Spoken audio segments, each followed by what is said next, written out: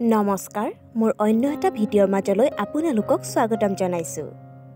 এজোপা আচৰিত গছ যিজোপা আপুনি প্ৰায় ধনী মানুহৰ ঘৰত দেখিবলৈ পাব। আপুনি এই গছজোপাৰ ৰহস্য জানেনে?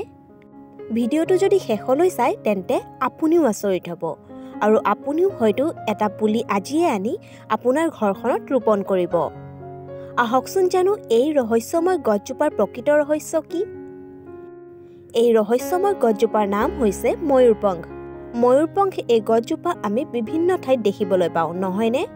কিন্তু এই গছজোপাৰ এনেকুৱা মহিমা আছে, এনেকুৱা শক্তি আছে যিয়ে আপোনাৰ ঘৰখনলৈ নেগেটিভ শক্তি নাইকিয়া কৰি পজিটিভ শক্তিৰ বিস্তাৰ কৰে। লগতে ঘৰখনত ধন সম্পত্তিও বৃদ্ধি কৰে।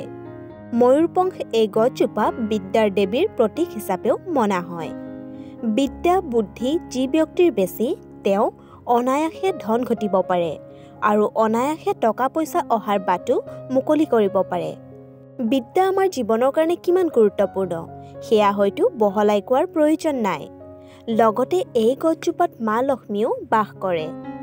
যদিহে আপুনি আপোনাৰ ঘৰত ময়ূৰপংখ এই গছজোপা লগাব বিচাৰে তেন্তে অকলে কেতিয়াও নৰুব, অৰ্থাৎ দুজোপা একেলগে জুৰীয়া পাতি লগাব।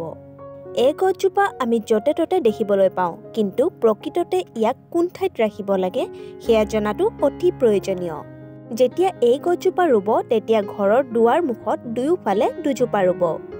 যেতিয়া ঘৰৰ মুখ্য দুৱাৰৰ সন্মুখত দুয়োফালে এই গছজোপা থাকে তেতিয়া ঘৰখনলৈ নেগেটিভ শক্তি প্ৰৱেশ কৰিবলৈ নোৱাৰে।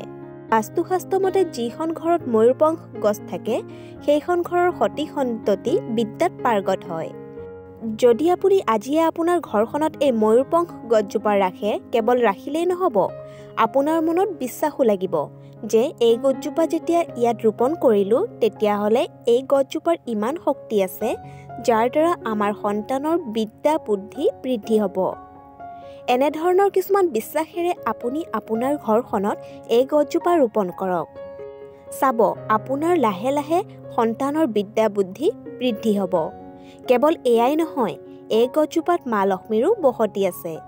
যিখন ঘৰত এই গছজোপা থাকে সেইখন ঘৰত মা লক্ষ্মীয়ে প্ৰৱেশ কৰে আৰু আপোনাৰ ঘৰত টকা পইচাৰো আগমন বৃদ্ধি হ'ব।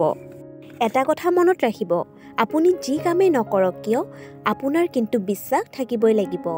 যদিহে মনত বিশ্বাস লৈ এই গছজোপা ৰোপণ কৰে তেন্তে নিশ্চয় শুভ ফল পাব। আশা কৰোঁ ভিডিঅ'টো চাই ভাল পালে। যদি ভিডিঅ'টো চাই ভাল পালে তেন্তে লাইক, কমেণ্ট, শ্বেয়াৰ এণ্ড চেনেলটো ছাবস্ক্ৰাইব কৰিবলৈ কিন্তু নাপাহৰিব।